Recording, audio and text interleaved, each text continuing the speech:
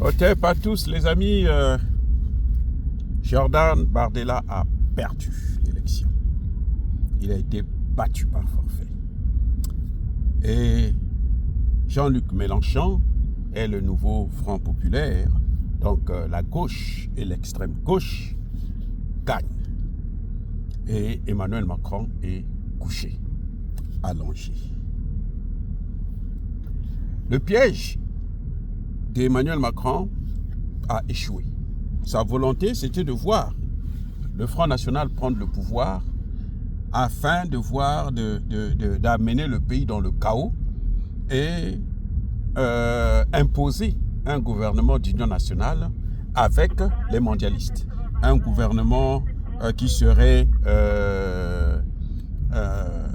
géré par les mondialistes, par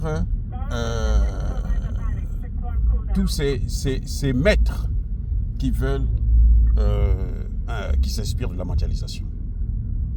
Donc là, il a échoué. Il a échoué le coup, même si la gauche, ce nouveau Front populaire, ne m'inspire pas confiance, parce que moi, je m'en fiche éperdument, puisque en ce qui concerne l'Afrique, ces gens ont toujours eu la même politique, c'est-à-dire une politique où l'Afrique ne sert qu'à alimenter la richesse, à enrichir, à aider ces gens-là à avoir les moyens de nous maltraiter encore plus. Donc, bien aimés frères et sœurs, c'est à peu près comme ça que moi, comment dirais-je,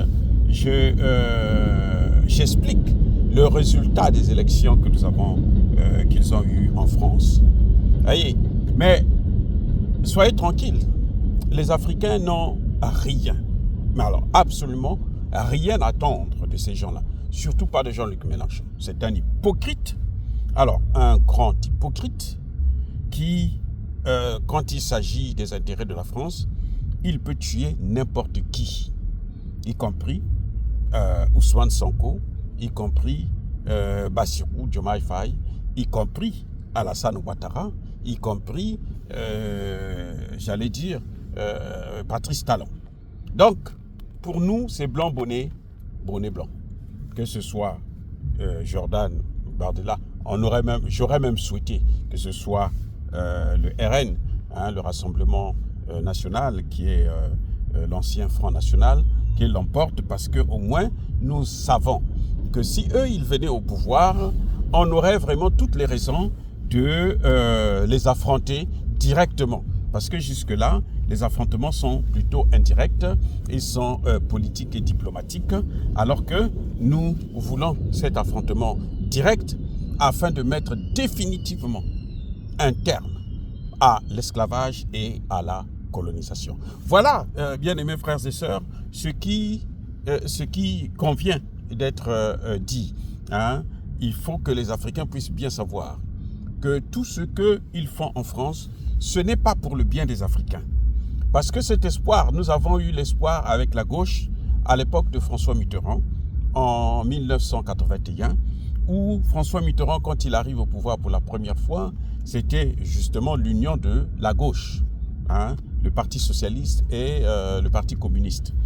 Et dès que François Mitterrand est arrivé, il a pris un virage à 190 degrés et il a déçu complètement tous les espoirs des Africains.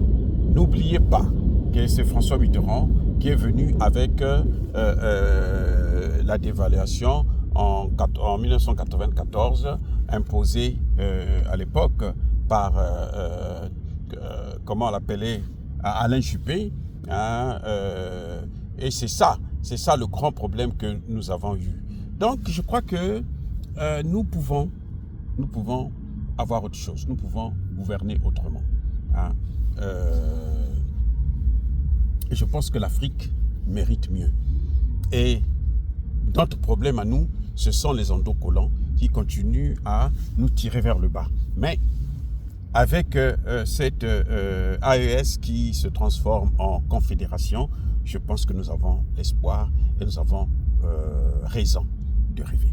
Oh, voilà, bien aimés frères et sœurs, dire cela, c'est inciter à la haine ou à la violence. Non, Ya, ba colère, Veyamalem. Encore une fois de plus, soyez bénis, abondamment bénis par le Dieu des Kémites et par nos ancêtres angélisés. Mais que tous ceux qui persécutent le continent africain, le pillent et le déstabilisent, qu'ils soient noirs, blancs, chinois, arabes, juifs, indiens ou qui qu'ils soient punis, maudits, foudroyés, neutralisés, écrasés, effacés par le Dieu des Kémites et par nos ancêtres angélisés. Vive l'Afrique éternelle. J'ai dit et j'assume.